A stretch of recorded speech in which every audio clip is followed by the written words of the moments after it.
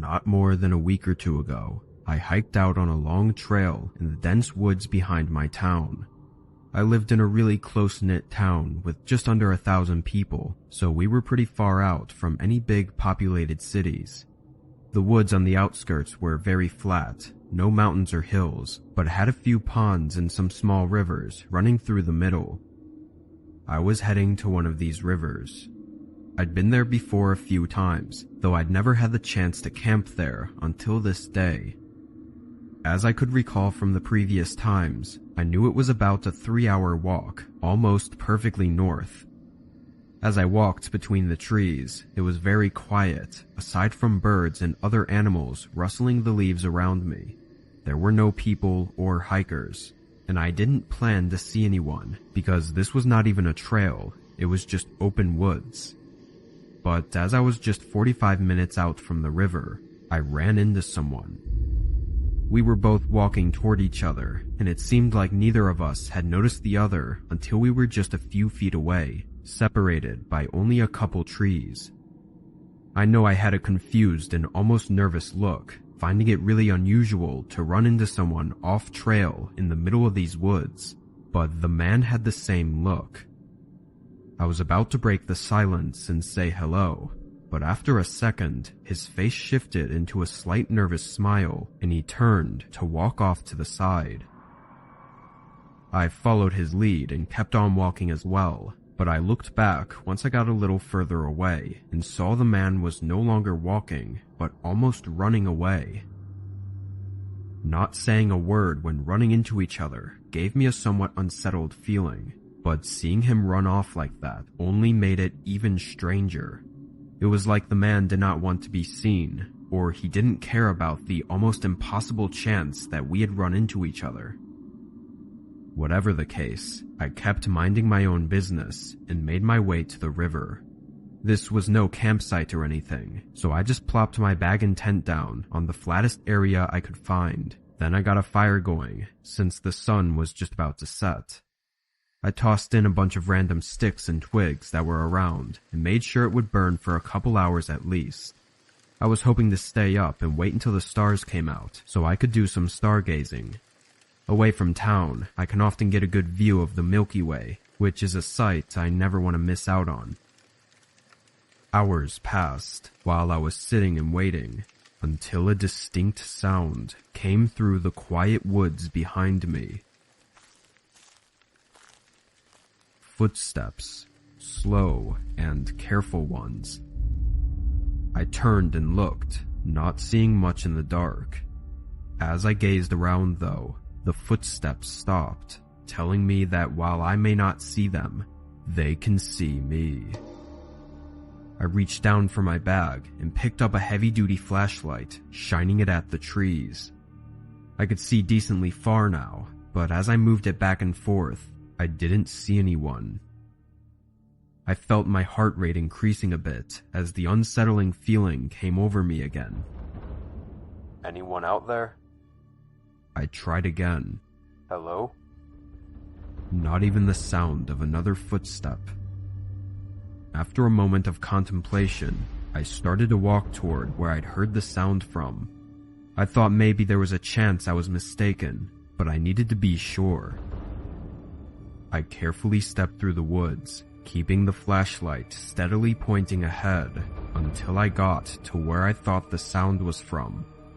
I moved the light to my left, looking behind each tree, until the light suddenly revealed a large man. It was the one I'd run into only a few hours ago. He was no more than 20 feet away, but even with the light on him, he stood still. In an act of quick thinking, I tried to not react and continued to move my flashlight across the woods, hoping he would think that I somehow didn't see him. Then I began walking back to the tent, trying to act as unbothered as possible. I picked up my bag and looked around once more, before quickly leaving my tent and campfire behind and walking into the woods along the riverside. Once I felt I'd made enough distance, I sprinted as far as I could until I was without a doubt away from that man. I found a spot to rest at and sat there awake until sunrise. I don't think I was followed, as I was able to make it out without ever hearing or seeing that man again. I'm not sure why he was out there, or why he had shown up and hid by my campsite, but I never went back to retrieve my tent, in fear that I might find out.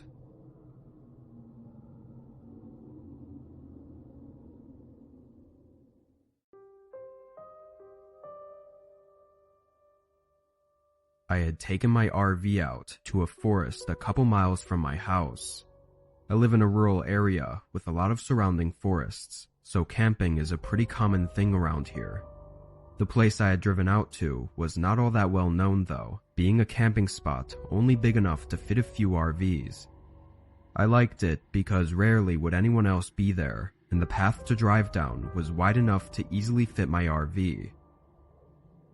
When I got there, the grassy field I parked in was empty.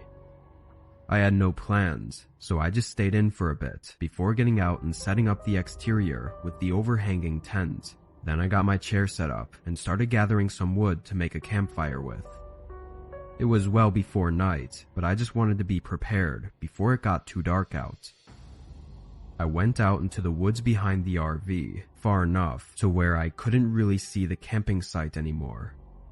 A lot of the wood was still wet from a rainfall we had a couple nights ago, so it took a while to find some nice dry pieces to use. I had been out probably 20 minutes, but when I got back to the RV, there was a man setting up a tent nearby. He nodded at me as I came back into the campsite, and I nodded back, just as in a way to acknowledge each other. I didn't see anything strange about him, and really thought nothing of it, aside from being a little upset that I'd be sharing the area with someone else now. After tossing the sticks on the ground, I went back into my RV for some privacy to grab a beer and sit inside with the sunroof open. I'm not too sure how long I was in there for, maybe 30 or so minutes, before I got up and checked out the window. The man had finished setting up his tent, but now that it was all put together, I realized how rugged it was. It had tons of holes and gashes through it, with flaps hanging off and blowing in the wind. It looked like an old tent that had been left out for years without ever being taken care of, and it wasn't even in good enough condition to be any better than just sleeping out in the open. Through the holes though, I didn't see the man inside the tent. I looked in the nearby area, but he was nowhere else in the camping grounds. I left the RV and started making my campfire as I continued to look at the awful tent he'd put up and wondered why he was using that and how odd it was that he thought it was good enough to use. As the sun set, I got the fire burning and sat beside it, still unsure where the man had gone off to. I sat for a while as the darkness overcame the woods, leaving only the dim light of the campfire illuminating the small area around me. The night went by slowly as it went on, because I began wondering more and more where the man was and why he hadn't returned to his tent now that it was getting so late. I checked my watch, seeing it was nearly 10 p.m., which meant that it had been dark for almost 4 hours. I got up from my chair and walked a bit closer to the man's tent, just to make sure he really wasn't there. "Are you in there?" I called out. There was no response. I stood in the middle of the campgrounds and looked around at the dark forest surrounding me, thinking maybe the man was lost out there. But as I looked around in all directions, the eeriness began growing on me, until a sudden movement by one of the trees made me stop in place. I stared at where I saw it from, still not sure exactly what it was that I saw, until my eyes slowly began to make out the outline of a man standing right next to the tree. They were still, as if trying to not be seen. A wave of fear came over me, and the longer I looked at him, the less sure I was that he was the same man I'd seen at the tent. I took a few slow steps back, then hurried into my RV. I peered out the window, seeing the man still in the same spot and looking in my direction. After a slight hesitation, I quickly made my way to the front cabin and turned on the RV, driving away from the camp. What terrifies me every time I think about it is if that wasn't the man from the tent and was just someone else standing out in the forest. Maybe he did something to the other man, or maybe they were together and the man from the tent was somewhere else in the woods, watching me without me even knowing it.